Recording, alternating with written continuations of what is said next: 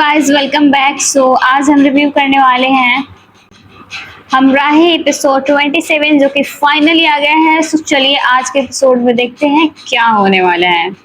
यही होता है, जब इंसान जिंदा होता है तो उसकी कोई कदर नहीं करता है, लेकिन जब इंसान मर जाता है तब उसकी कदर समझ में आती है कि हाँ, वो मेरे लिए क्या था, मेरे लिए क्या करता था, वॉट जो भी होता है वो इंसान को फील होने लगता है। जैसे कि इल्हाम का है, इल्हाम की माँ इसको बुलाती रही, ये कभी नहीं आई, कॉल्स करती रही, बात नहीं करती थी, इतना इग्नोर किया करती थी अपनी माँ को, और इतना रूडनेस, गंदा वाला रूड बिहेव अपनी माँ के साथ किया करती थी। और अब इसकी माँ नहीं है तो अब ये मिस कर रही है और फोटोज देख रही है। तो एंड में यही होता है। इसीलिए जो भी कहते हैं कि जब इंसान पास में हो तो रिश्तों को बचा लेनी चाहिए, क्योंकि बाद में ना किसी का कोई ज़्यादा पता नहीं होता कि कौन जिंदा रहेगा, कौन मर जाएगा, किसका क्या होगा, किसी को कुछ पता नहीं होता है। लेकिन ये बात लोग एट द एंड मरने के बाद ही समझते हैं। जब सामने वाला मर जाता है ना एफर्ट्स करते करते, तब हमें उसके एफर्ट्स नज़र आने लगते हैं कि वो मेरे लिए क्या एफर्ट्स किया है या फिर किया है व्हाटएवर जो भी है। जिंदा रहने तक तो किसी को समझ नहीं आता। अगर आपको अच्छा कहाना है तो आपको उसके लिए मरना पड़ेगा। यही हमारे सोसाइटी का यही रियलिटी है।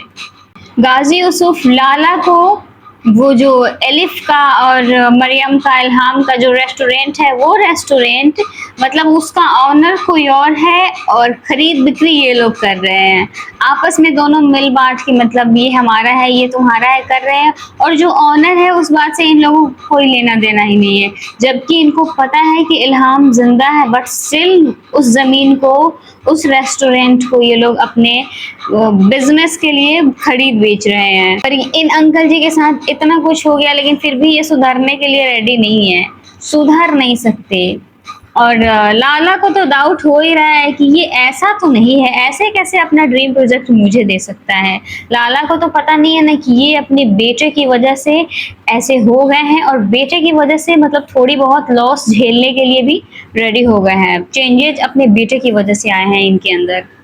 ऐसे ये लाला जैसे जो लोग होते हैं ना, वो एक नंबर के मक्कार होते हैं, ये कभी सुधर नहीं सकते। पहले तो मरियम को जाके बोला कि मैं तुम्हारा भाई हूँ, तुम्हें कुछ भी होता है तो तुम मुझे फ़ोन कर लिया करो, एक फ़ोन में मैं आ जाऊँगा।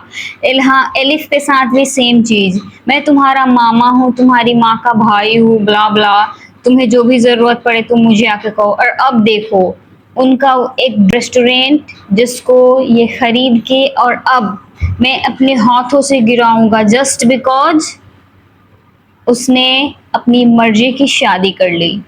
इल्हाम अपने रेस्टोरेंट में आई हुई है देखने के लिए, घूमने फिरने के लिए, उसकी माँ उसको कैसे सजाई, क्या की, जो भी है विजिट करने के लिए आई है। और ये रेस्टोरेंट ऑलरेडी बिक चुका है, और जो इसका ऑनर भी नहीं है उन लोगों ने बेच भी लिया और खरीद भी लिया। अब इस रेस्टोरेंट पे मार होगा। मुझे अब समझ आ रहा है कि वो सिहान भागा भागा क्यों आता है, इस रेस्टोरेंट की वजह से वो भागा भागा आता है मरी से वापस। गाइज वैसे मुझे इल्हाम पे बहुत गुस्सा आ रहा है, अब बहुत ज़्यादा स्वीट हो गई है। ऐसे तो इसकी माँ इसको कॉल्स किया करती थी तो बहुत रूडनेस दिखाया करती थी, बहुत गंदा रूड बिहेव किया करती थी, और अब जब वो नहीं है तो मतलब जहाँ मेरी मामा की खुशबू है हम वहाँ वहाँ फील करना चाहते हैं। जिंदा थी तब तो ख्याल नहीं आया फील करने का मैडम को, लेकिन अब मर गई है तो ख्याल आ रहा है, फील करने का कोशिश कर रही है।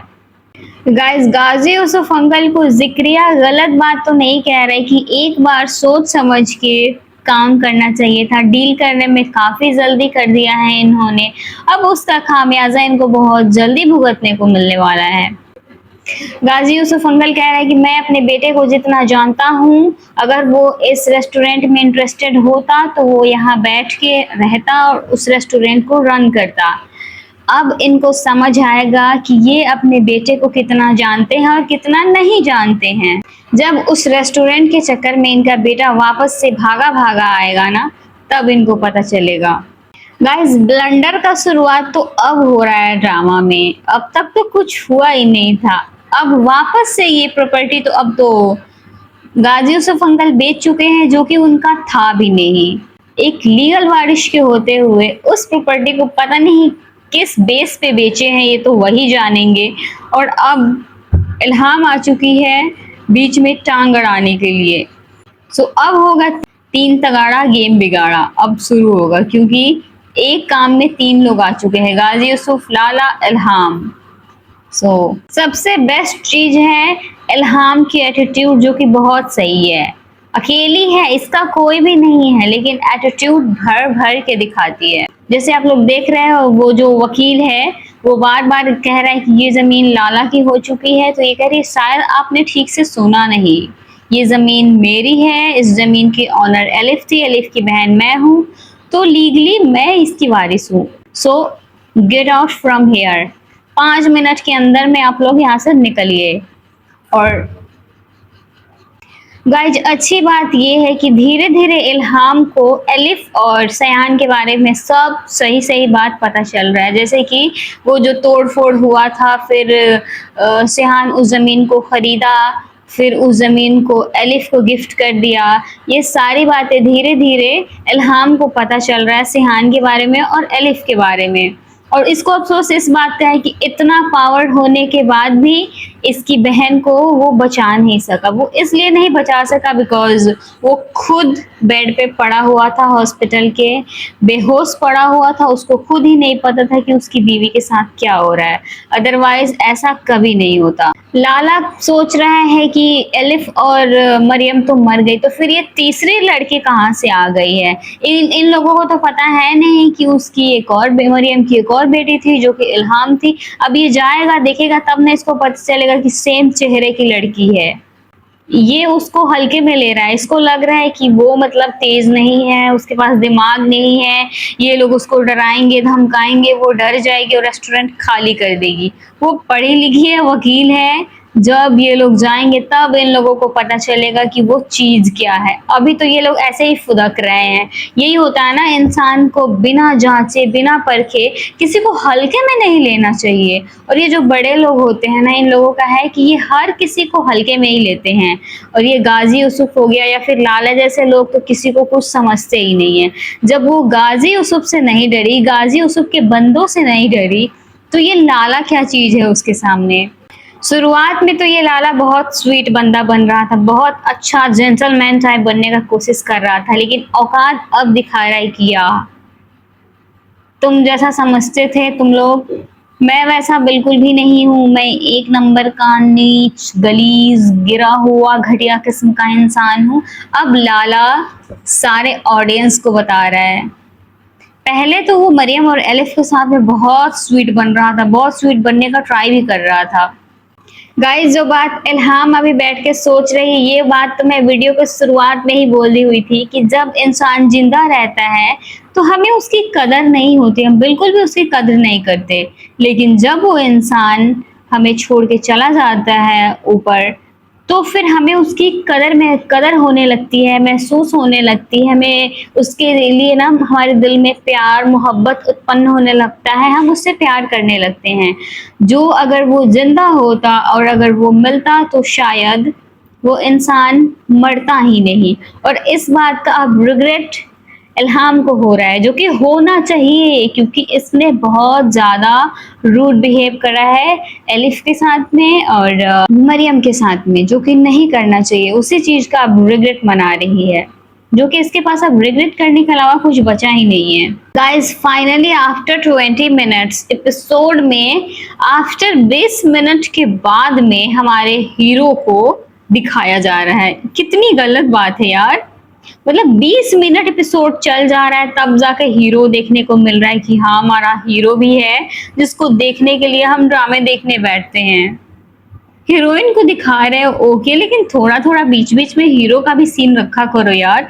40 मिनट का एपिसोड है, 20 मिनट गायब हो गया बिना हीरो का, और बस अब 20 मिनट बचा हुआ है जिसमें से 5-7 मिनट ये लोग दिखाएंगे हमारे हीरो को, दैट्स इट। ये क्या है, प्रॉब्लम क्या है? इन दोनों भाई बहन को तो पता नहीं है कि इसके बाप के साथ इसका क्या प्रॉब्लम है कि ये अनकंफर्टेबल हो जाता है। जैसे इसके बाप का बात चलता है ये वहां से गायब हो जाता है, क्योंकि ये सुनना ही नहीं चाहता गाजी यूसुफ अंकल को।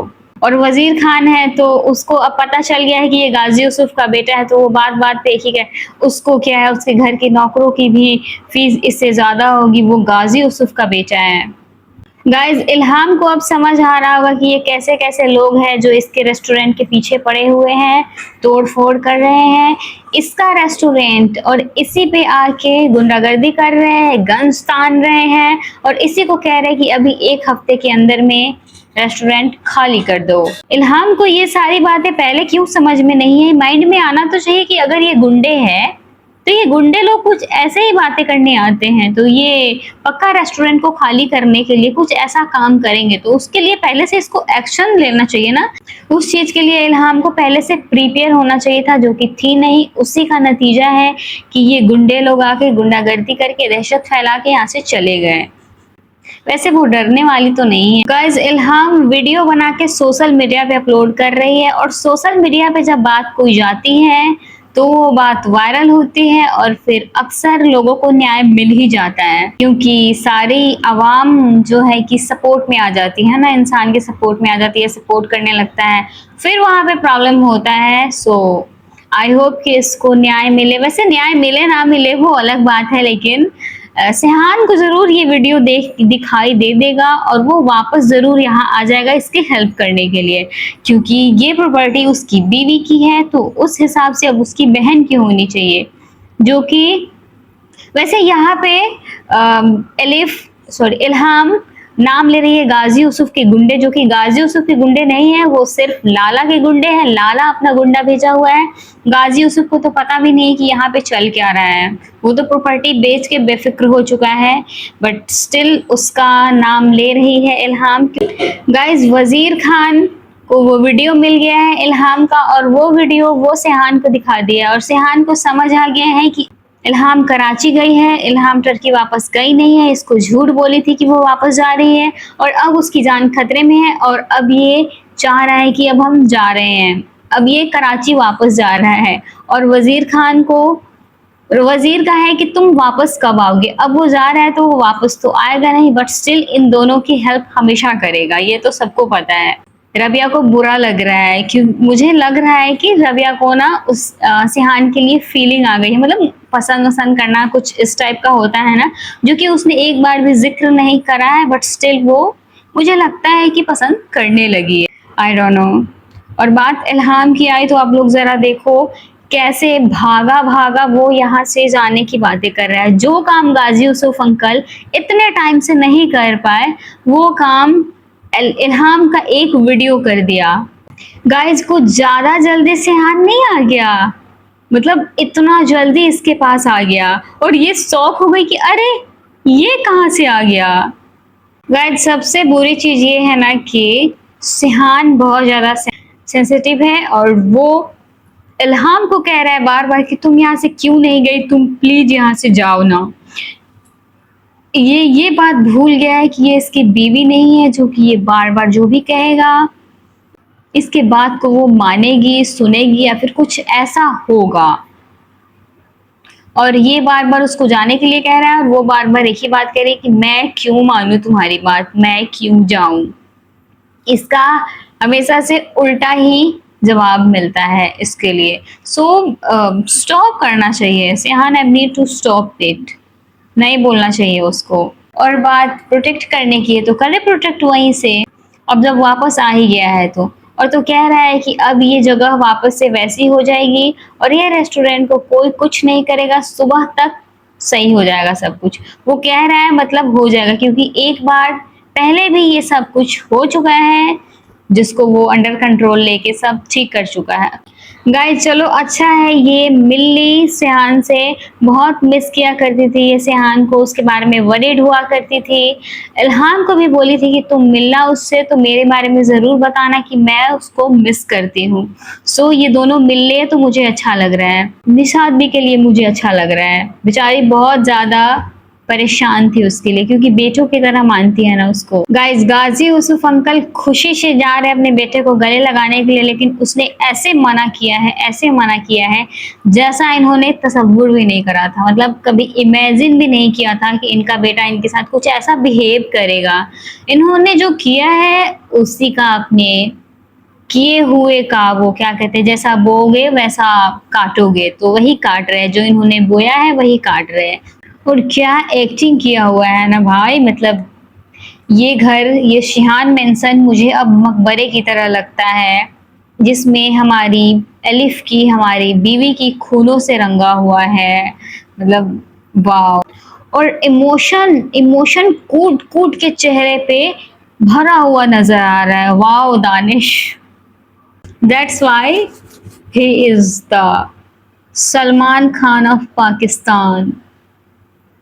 इसीलिए कहा जाता है कि ये सलमान खान है, पाकिस्तान के सलमान खान दानिश तैमूर हैं।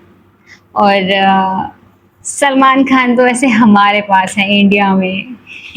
गाजी यूसुफ अंकल को लग रहा है कि वो भड़ास निकाल रहा है और वो बोल लेगा, थोड़ा सा सही हो जाएगा, लेकिन अब ऐसी चीजें कभी सही होने वाली नहीं। इन दोनों बाप बेटे के बीच में ना मुझे लगता है अब कभी कुछ अच्छा नहीं होगा। चीजें एक बार खराब हो गई सो अब खराब ही रहने वाला है। उनको लगता है कि इनका बेटा वापस इनके लिए आया है या फिर अपने नफरत का ऐलान करने के लिए। इनको तो अभी आइडिया ही नहीं है कि वो एलिफ की जमीन और रेस्टोरेंट के चक्कर में ये वापस आया, वरना ये वापस आता भी नहीं। गाइज एक बात तो है, गाजी यूसुफ अंकल अपने बेटे से बहुत ज्यादा प्यार करते हैं। अपने डील से पीछे हटना इनकी बहुत बेइज्जती है, बहुत बड़ी वाली बेइज्जती है। और अपने बेटे के प्यार में उस बेइज्जती को झेलने के लिए भी ये रेडी हो चुके हैं और ये कह रहे हैं कि मैं खुद लाला से बात करता हूँ और मैं उस जमीन को, उस डील को कैंसिल करने की बात करता हूँ। लेकिन अब सियान कह रहा है कि नहीं, मैं खुद बात करूंगा और ये जाने की बात कर रहा है।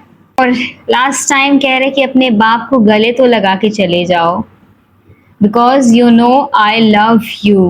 गाइस और अच्छी बात यह है कि अपने बाप को ये गले लगा रहा है बेचारा। मतलब कुछ भी है, कुछ भी इन्होंने करा है, जो भी किया है इसके लिए करा है, सो एक हक तो बनता था इसके साथ में। चलो अच्छा है यार, मुझे गाजी यूसुफ अंकल के लिए अच्छा लग रहा है कि इनका मतलब बहुत लंबे टाइम से इंतजार खत्म हुआ है। सो गाइज इस प्रकार से आज के एपिसोड का एंड होता है और सियान जैसे अपने बाप को धक्का दे करके वहां से रूड, मतलब इतना गंदा धक्का दे करके जाता है ना, ये वाला थोड़ा सा ऑकवर्ड है। सो गाइस आज के लिए बस इतना ही, मिलते हैं नेक्स्ट वीडियो में। वीडियो को लाइक कर देना, चैनल को सब्सक्राइब जरूर कर देना।